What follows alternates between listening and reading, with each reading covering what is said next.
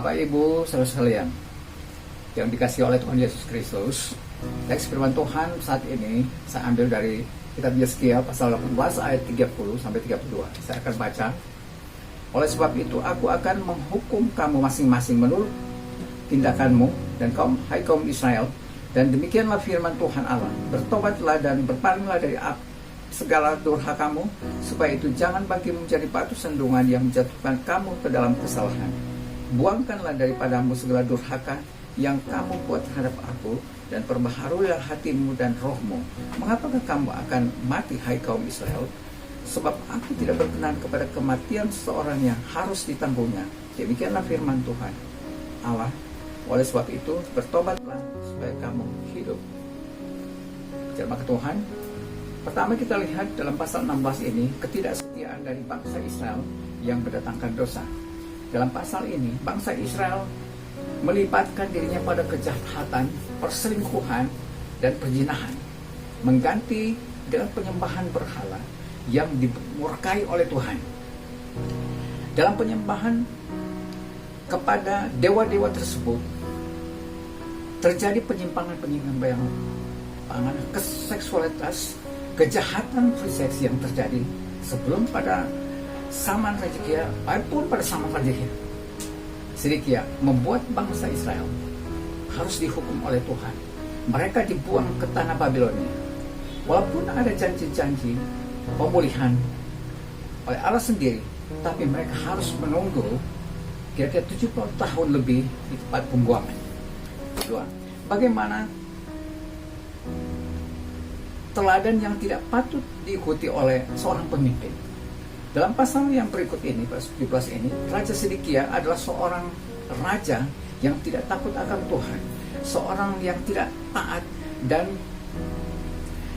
dirinya sekalipun mendapat tekanan, namun dia tidak mau bertobat. Dia seorang pemberontak dan tidak taat kepada Tuhan dan tidak mau mendengarkan firman Tuhan. Akhir hidupnya ia dibelenggu, matanya dicungkil, dan anak-anaknya disembelih. Terkadang mungkin kita tidak seperti apa yang dilakukan oleh Raja Sedekia. Tetapi kalau kita merasa bangga dan mulai merasa lebih dari orang lain, ataupun kita mulai diikat oleh keinginan-keinginan duniawi atau kekhawatiran, terkadang itu justru akan juga membelenggu atau mematikan visi pelayanan kita. Mata rohani kita pasti akan dibutakan. Nah, yang ketiga, dalam pasal yang kita pasal 14 ini, bagaimana kasih Kristus ini yang harus diterapkan pada semua orang. Pasal ini berbicara bagaimana kasih orang Israel itu sangat-sangat jauh dari apa yang diharapkan. Tetapi kita ini memiliki kasih Kristus sebagai orang yang melayani Tuhan, kita harus menerapkan kasih itu. Tuhan Yesus menerapkan kasih itu kepada murid-muridnya dan kepada orang-orang pada saat itu, pada zamannya. Nah, kita juga harus mengikuti teladan dari Tuhan Yesus Kristus. Ada banyak orang-orang di sekitar kita yang belum tahu tentang kebenaran itu, tentang berita keselamatan itu.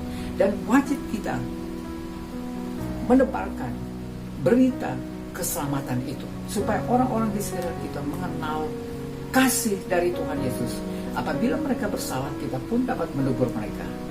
Dan supaya terang yang ada pada kita, garam yang ada pada kita, dapat mematikan kebusukan ataupun kejahatan yang ada di sekitar kita, sehingga orang datang kepada pertobatan. Dalam Matius pasal 25 ayat 42 sampai 43, di situ dikatakan bagaimana Tuhan Yesus katakan, ketika aku lapar, kamu tidak memberi aku makan. Ketika aku haus, kamu tidak memberi aku minum, dan seterusnya. Mungkin saudara dan saya katakan, apa yang saya dapat bisa berikan dalam keadaan sangat sulit? Mungkin kita tidak bisa memberikan apa-apa kepada mereka. Tetapi kita yang memiliki hal-hal seperti ini, ada kuasa Roh Kudus, dan kita patut juga bisa mendoakan, menghibur, menguatkan, membangkitkan semangat. Itu yang dapat kita berikan kepada mereka. Dan melalui kehidupan kita, maka orang-orang di sekitar kita datang kepada pertobatan, dan mereka datang pada pengenalan akan Tuhan Yesus Kristus sebagai juru selamat umat manusia. Terpujilah akan nama Tuhan kekal selama-lamanya. Amin.